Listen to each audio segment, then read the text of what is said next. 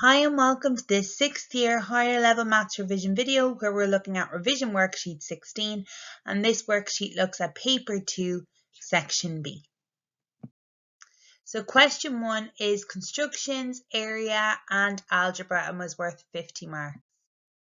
So part A, part I, construct the incircle of the triangle ABC below using only a compass and a straight edge. Show all construction lines clearly. So in order to construct the incircle, we need the incenter. And the incenter is the point where the bisectors of the angles meet. So you'll bisect each angle, which means we're cutting it in half. That bisection is a construction in itself. We do a second angle. There is no need to do the third, but if you want to be super accurate, the third one should line up perfectly at the same point of intersection. That point of intersection is our incenter, which helps us to create the incircle.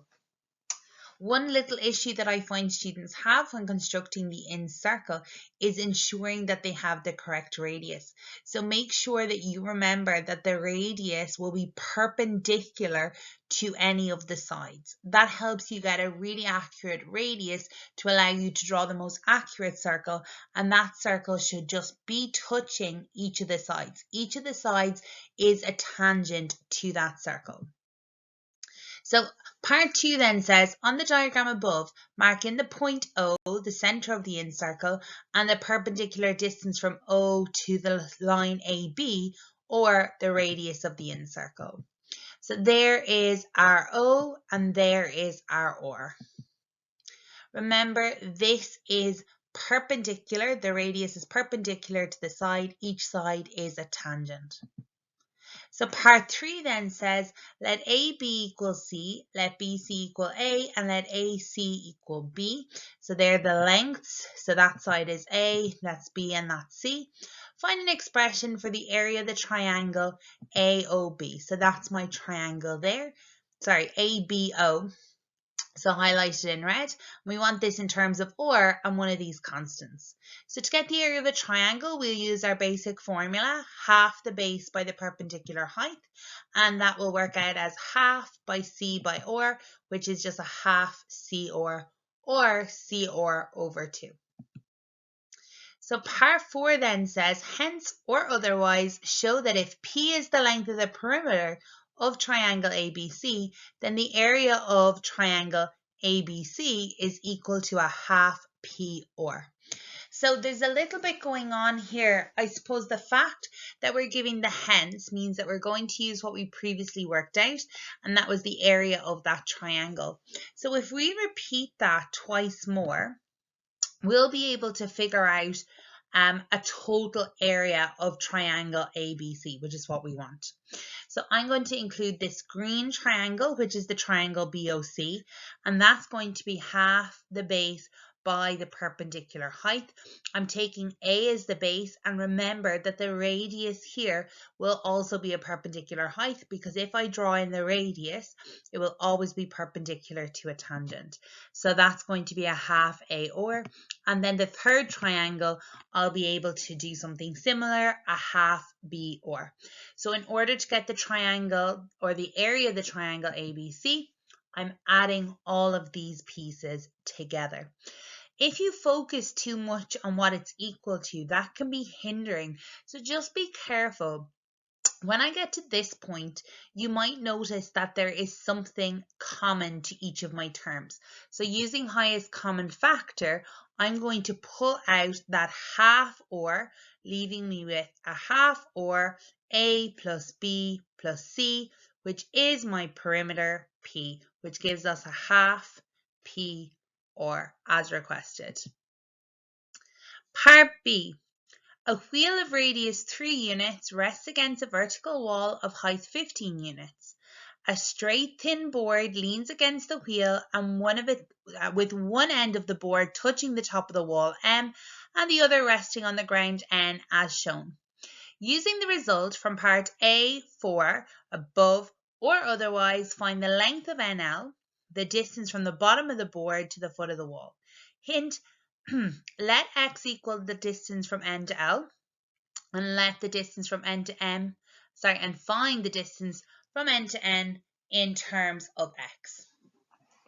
So this question might be one that you would struggle to start with, but remember the connection. This is still a triangle with a circle, an incircle, and it is a special triangle because it's against a vertical wall and the ground. It's a right angle triangle, but we're still going to use what we worked out in part AIV, and they hinted that to us. They also told us what to use as NL, so let that be x, and they gave us a hint to find mn in terms of x. So the first thing I'm going to do is I'm going to put in my radius of 3. I'm going to label my x here, and I'm just going to temporarily call this y. Just makes it a little bit easier to work with. I'm then going to use Pythagoras' theorem, because it's a right angle triangle, to say that y squared is equal to x squared plus 15 squared, and that gives me y equals x squared, the square root of x squared plus 225. So what I've done there is I found mn in terms of x, which was one of my hints. The next thing I'm going to do is I'm going to go back to what we did in part 4, which was found the area using the perimeter. So that will give us a half times the perimeter times 3, the radius of that circle. The perimeter in this case is x plus 15 plus y. I know that my y can be written in terms of x, and I'm going to use that fact to equate my area to the area of the same triangle using a half base by perpendicular height. So a half times x times 15. So this is what I get.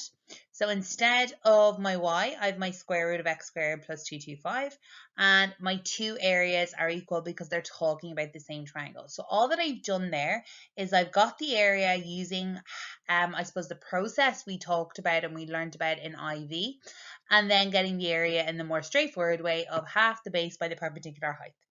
What I have now is an equation just with x's that I can work on and solve. If I want to work on this, the first thing I'll do is multiply by 2. I'm then going to divide both sides by 3. Now you can multiply in that 3, but because there's a 15 on the other side that is divisible by 3, I'm just going to clean it up and make it a little bit easier. So this is what I'm left with.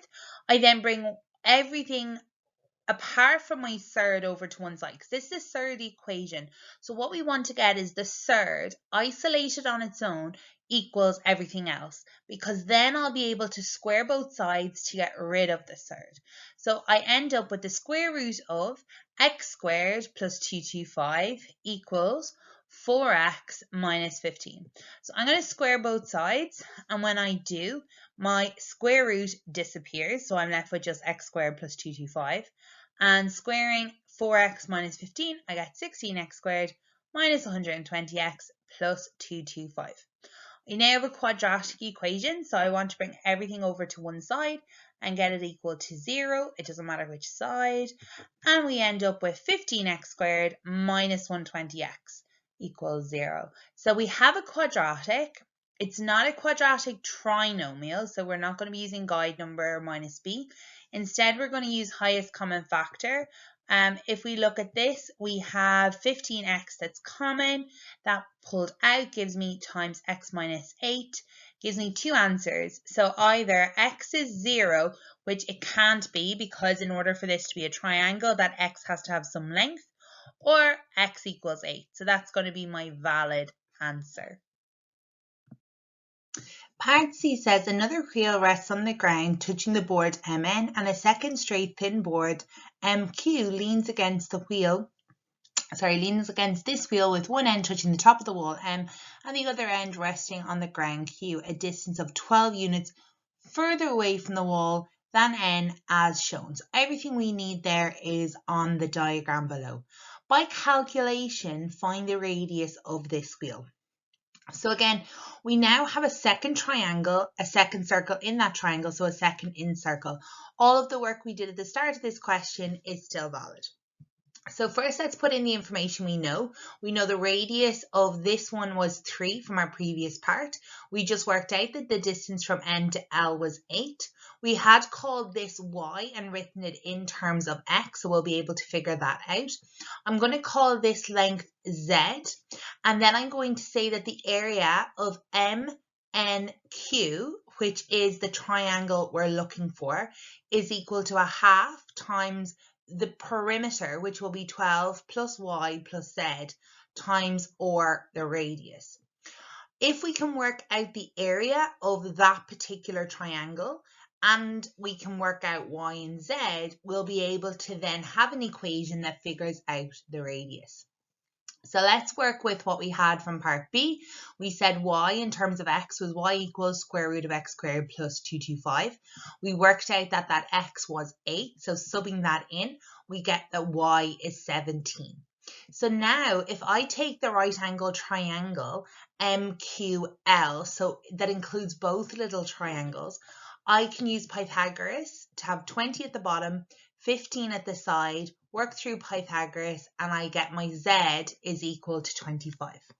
So now what I have for the area of MNQ is I have the perimeter. So I have half times the perimeter times the radius, which is unknown, is equal to the area. So now that I have that, I can say that the area is equal to 27 or. But in order to use it to calculate or, we're going to have to figure out the area of the triangle in a different way.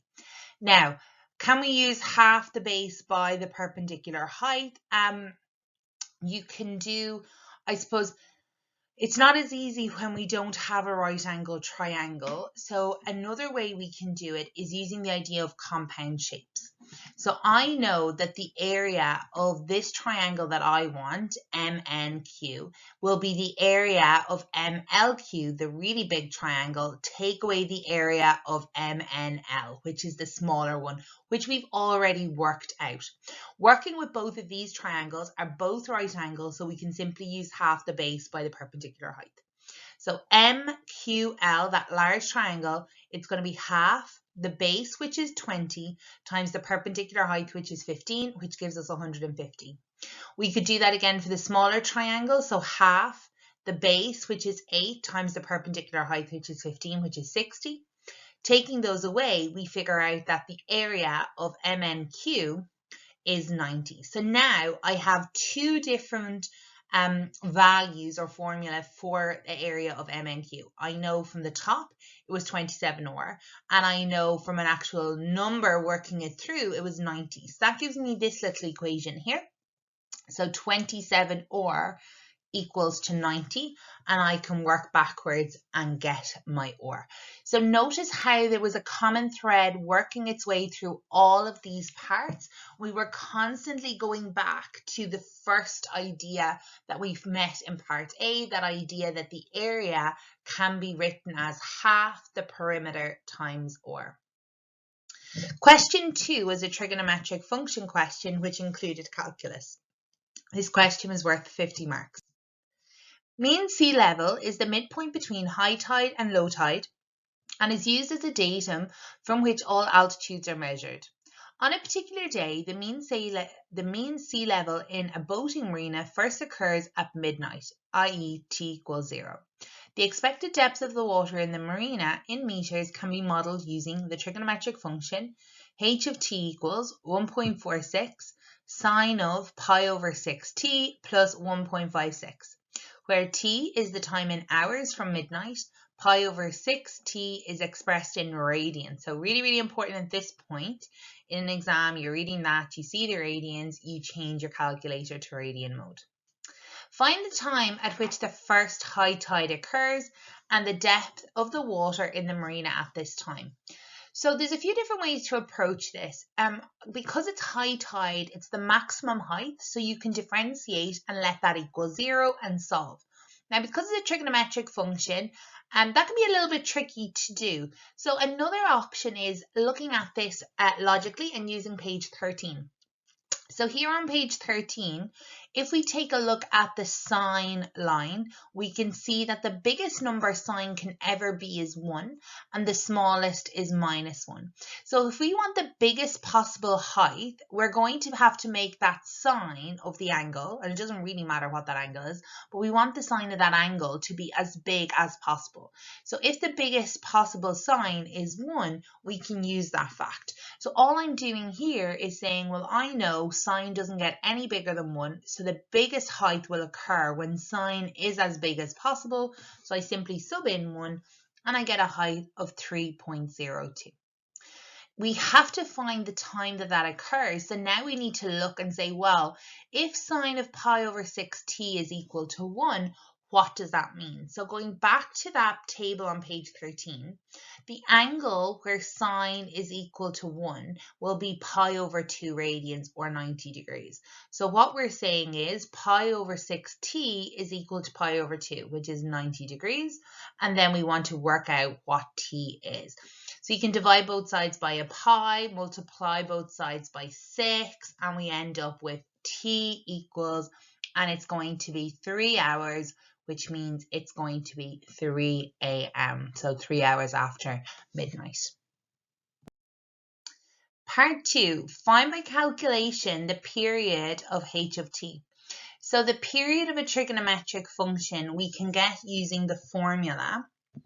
Period is equal to 2 pi over c. Really helpful little formula because this also helps us to get c. Now c is the number in front of the angles, that coefficient of the angle. And what it tells us, the c tells us how many times it is going to rotate. So if it was 2x, it means it rotates twice as fast, which means the function is compressed. So when we look at period, what we're looking is literally how long it takes for one rotation. So what we do is 2 pi divided by how many times it rotates. So dividing by that c. 2 pi representing 360 degrees in radians. So c in this question is that pi over 6. So we do 2 pi over 6. You can put that straight into your calculator. Just be really, really careful with the fraction. You want to press the fraction button first, go to 2 pi in the top line in the numerator, then go to the bottom line and press the fraction button again. The line of that fraction, the main line, if that's not in the right place, you'll get the wrong answer. Slightly easier way, I think, to put it into the calculator would be to use a division sign instead. So 2 pi divided by pi over 6. There's no confusion. You're definitely going to get it right. And then if you wanted to go a step further and not use your calculator, remember that dividing by a fraction is the same as multiplying by its reciprocal. So multiply and flip the fraction. And when we do that, we end up with the period being 12 hours. So what that means is it takes 12 hours to do a full rotation. So in terms of this question, it takes 12 hours to go from mean sea level to high tide, back through mean sea level, down to low tide, and back to mean sea level again. It also means that we are going to rotate twice in 24 hours. Okay, and the reason our C is not 2 is because when we talk in 24 hours, we're not talking 360 degrees or 2 pi. So that's why it looks a bit more complicated, even though you're maybe thinking, but it rotates twice. But that's twice in 24 hours, and we don't measure our angles in hours. So part BI says use the depth function h of t to show the expected depth of the water in the marina between midnight and the following midnight. So that's within 24 hours. Let's see what happens. Just be really, really careful putting this into your calculator. Some checks to do. Make sure you're in radian mode. Hopefully you are at this stage. When you're putting in your angles, that pi over 6 times t, you could use a multiply sign within there. If you use brackets, make sure the brackets are around both the pi over 6 and the t, because if not, the calculator might read it as sine multiplied by whatever that t value is. So if you want to put the first one into the calculator, you might want to do something like this: sine of pi over 6 times 0 in that bracket plus 1.56. If you don't want to use the multiply sign, I suggest a second bracket around both. Okay, so something like that. If it ends up with just one set of brackets. You could end up multiplying the whole thing by 0. So if you're not getting the answers that match, just double check your calculator work. So at midnight, time is 0 hours, 3 a.m. 3 hours, so 6 a.m. 6 hours, 9, 12, 15, 18, 21. And at midnight the following night, it will have been 24 hours. So we're going to have 1.56, 3.02, 1.56, 0.1, 1.56, 3.02, 1.56, 0.1, and 1.56. For that last one, we could also think of it as, time is back to 0, but better for this question if we're saying 24. So part 2 then, sketch the graph of h of t between midnight and the following midnight.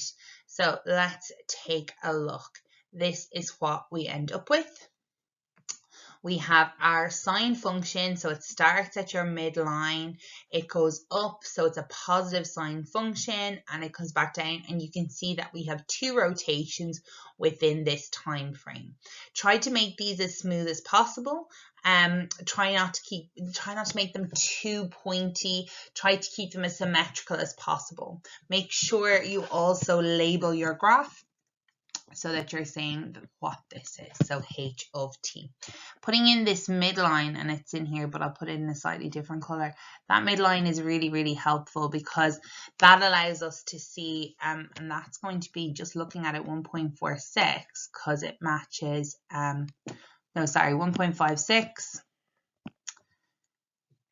because it's going to match this number here. Okay, so it should start at 0, but it doesn't. So the midline is 1.56. If we want to look at this distance here, this is called the altitude, and that matches the 1.46. Okay, so we could be asked things like period, so the smallest to the biggest number. So you can see from the table, if we were to do that, it would be 0.13.02. We've already discussed our C. These are all the things that I suppose are really important to know about your trigonometric function, even if they're not asked in this particular question. So part 3 says a large cruiser wishes to enter the marina to refuel. The boat requires a minimum water level of 1.35 meters. When it is fully fueled, the boat requires at least 1.65 meters. Use your graph to estimate the time interval for which the cruiser can enter the marina in order for it not to be grounded on the seabed if refueling takes 4.5 hours. So I have some lines here on my graph, and I'll go back over them so they're really, really clear. So the first thing I do is my 1.35, the lowest point. And there's actually only one point on the graph where that makes sense to go in, and that's about 1144 on my graph. Then 1.65, now it touches the graph a few times, but I want the one that comes after this point here. So I get that here, and it's about 1753. So they're my 2 points. So the earliest entry time you can do is 11:44, and your latest departure time is 17:53. But what they've asked us for is entry times. So what we're saying is the entry times are going to be between 11:44 and whatever time gives us enough time to refuel, so 4.5 hours. So if we go back 4.5 hours from my latest departure time, and you're reading your own graph, so if yours is not exactly these numbers, that's absolutely perfect. Just as long as your graph is somewhat accurate and that you're able to read your numbers, as best you can. So if you're in or around that 11:44, if you're in or around that 17:53, that's perfect.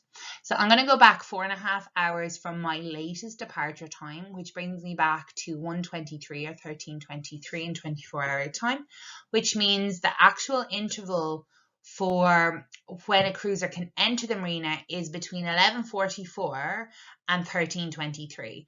If it arrives after that time, it won't have enough fuel, it won't have enough time to refuel and then to leave the marina because the water level will have dropped. So C part 1 says find the rate at which the depth of the water in the marina is changing. at 8 a.m. Correct 2 decimal places and explain your answer in context of the question. So anytime we're talking about rates, we're talking about calculus and differentiation. So what we're going to do is we're going to take our function and we're going to differentiate it. Anytime you're working with the trigonometric functions, be very aware of that chain rule. So sine goes to cos, but because it's sine of pi over 6t, it's going to be pi over 6, so the derivative of the angles of that inner function. So my inner function being pi over 6t, so I'm going to differentiate this, giving me pi over 6, and then it's 1.46 cos of pi over 6t. Your 1.56 is a constant, so when we differentiate that, that goes to 0. So we're simply subbing in 8 here. Again, just be so careful with your brackets, with how you're entering this into the calculator, but you should get minus 0.38 meters per hour. How we know it's meters per hour is the height was in meters and time was in hours. What this means in terms of the question is the water level is decreasing at a rate of 0.38 meters per hour at 8 a.m. So that's exactly what we have just figured out. So part 2 and the final part of this question, hence find the other times at which the depth of the water is changing at the same rate. So we're basically trying to find, well, where is that derivative equal to minus 0.38? So tidying this up, because it is a trigonometric equation that we want to solve, we get cos of pi over 6t is equal to roughly minus 1 over 2. Now, there is no issue leaving it in decimal and working it through in decimal. Your answers will work out exactly, well, when we round them to our times, they'll work out the same. But if you want to make life a little bit easier, here you can work that as minus a half. So just to simplify this, I'm going to let pi over 6t equal an x. So I'm basically solving cos of x is equal to minus a half. So I go to my unit circle and I say, well, where is cos negative? And that's quadrant 2 and quadrant 3. So they're my two quadrants that I'm working in right now. I'm going to let A be my reference angle. So my A is going to be here and B here. Remember, the reference angle is always the acute angle, which means my cos and sine for that will always be positive. So I'm working cos of A is equal to a half. So A is equal to pi over 3. If you want to kind of make sense of that in your head, it means 60 degrees. So now that I have A, I'm going to work out what that is in quadrant 2 and also quadrant 3. So in quadrant 2, and I'll write it up here. So in quadrant 2, if we were dealing in degrees, it would be 180 degrees minus the angle, the reference angle. So for us, 180 degrees is pi minus pi over 3, which gives me 2 pi over 3. In quadrant 3, 1, 2, 3, it's 180 plus the reference angle, which is 180 plus pi over 3, which gives me 4 pi over 3. Now, find the other times at which the depth of the water is changing at the same rate. Given that this, when we looked at this question a few parts ago, we said that it was rotating twice within 24 hours. That means that, you know, if it was once within 24 hours, there'd be 2 answers, but twice within 24 hours means we're going to have 4 different answers. Now, we already know that one of the answers is 8, but let's work out 4 answers, and when one of them is 8, that's the one we can just ignore. So how do we go from these 2 answers to getting 2 more? And the answer is we add rotations. So here is my quadrant 2 plus a rotation, so plus 360 degrees, and that works out as 8 pi over 3. Quadrant 3 and a rotation works out as 10 pi over 3. So now I have my 4 answers for x, but x was not in the question. We had instead pi over 6t. So when I get pi over 6t equals 2 pi over 3, I end up with t equals 4. So that's one of my times. In quadrant 3, I do the same thing. Instead of x, I'm doing pi over 6t, and I get t equals 8. In quadrant 2 plus 1 rotation, I let pi over 6t equals 8 pi over 3. I get t equals 16. And finally, in quadrant 3 and 1 rotation, I get pi over 6t is equal to 10 pi over 3, and I get t equals 20. So the t equals 8 we've already had. So the other times were after 4 hours, 16 hours, and 20 hours, which works as 4 a.m., 4 p.m., and 8 p.m.